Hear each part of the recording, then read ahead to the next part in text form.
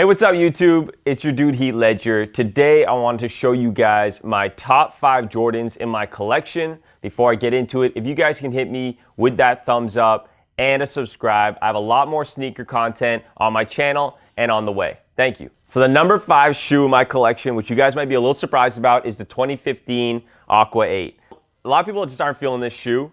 I don't really know why. These shoes are still on shelves, still at a ton of retailers, and I just find that interesting because for me, this is an absolute classic. When I was a kid, I remember seeing these on some of the older, kids at my school, and I always was like, I don't know what shoe that is, but I think it's so cool, and I didn't even know it was a Jordan.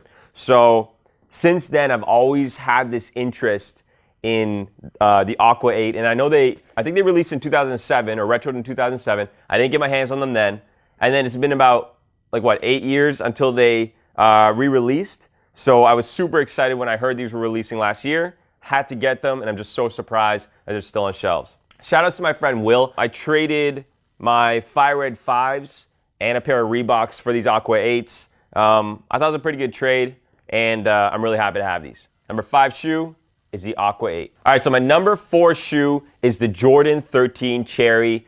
The Jordan 13 is in my top 3 silhouettes. I absolutely love the shoe because, again, it's a childhood thing. I used to see these bumps on the shoe and this little hologram, and I was always curious because I didn't know what the shoe was. Again, when I saw Jordans as a kid, I didn't know they were Jordans.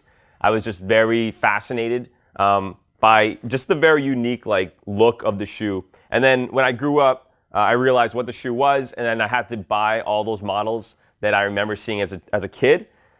So what's interesting about this is that this is my first official restore shoe. So I bought these, I think in 2010. So these came out in 2010. I think I bought these in 2011 actually. And I met this kid at my local mall. And what's funny is he was about half my age, and he was selling me shoes, and he was kind of hustling me. And I kind of wanted to get a deal on them because they were pretty beat up. They were a lot more beat up than they were in the photos they showed me. And I just found them on Craigslist or something. We ended up coming to an agreement, and I figured, this might be a great first shoe for me to start cleaning. So I did that. They turned out really well. My number 4 pick is a Jordan 13 Cherry. All right, so my number 3 shoe in my collection is the Jordan 3 Black Cement. This is one of the most popular shoes in the Jordan line, so this probably comes as no surprise that it's in the top 3. This is my favorite colorway. I do like the white cements, but I prefer the blacks. I think they go with absolutely everything. And I've been through about 3 pairs of these. So these are the 2011s, I think. I had a pair before that were totally beat. And then I have another pair of 2011s, which are in a lot better condition. What's interesting about this shoe is that it looks better the more you wear it. So it's almost like a Jordan 1 where, it looks great brand new, of course, but you beat the shoe up a little bit. And I think it kind of gives it a little character, and definitely, in my opinion, looks really, really good on foot as well. So my number 3 pick, the Jordan 3 Black Cement. All right, my number 2 shoe in my collection is the Jordan 6 Black Infrared. This is the newest release from 2014. I'm actually wearing the 2010 pair. So I prefer this, the Varsities, of course. But overall, the Jordan 6 is a top 3 silhouette for me. Probably sometimes my favorite silhouette, but for today, I'm going to keep it as a number 2. The black is great. I love black shoes. And the black and red, in this case, the black and infrared, is really nice as well. This model was interesting because it had the 3M hits on the panel, whereas on the Varsities and some of the previous models, it didn't. And the upper was also a suede, I think. So in this case, I think it's a Durabuck. And it's not as nice a material, of course, but it still looks the same on foot. And in my opinion, this is one of the best shoes that you could wear with black jeans, blue jeans, khakis. In my opinion, it looks great with everything. The Jordan 6 Black Infrared. Okay, so I've already mentioned it, but the Jordan 13 is one of my favorite shoes. And my favorite shoe right now in my collection is the Jordan 13 He Got Game. And this shoe is important to me because I'm really into basketball, and especially basketball movies. And the film He Got Game with Ray Allen and Denzel Washington is a classic for everyone. Whether you like basketball or not, everyone can find something that they appreciate about that movie. And what's interesting is that in the scene near the beginning, Denzel is in one of the shoe stores and he tries this shoe on.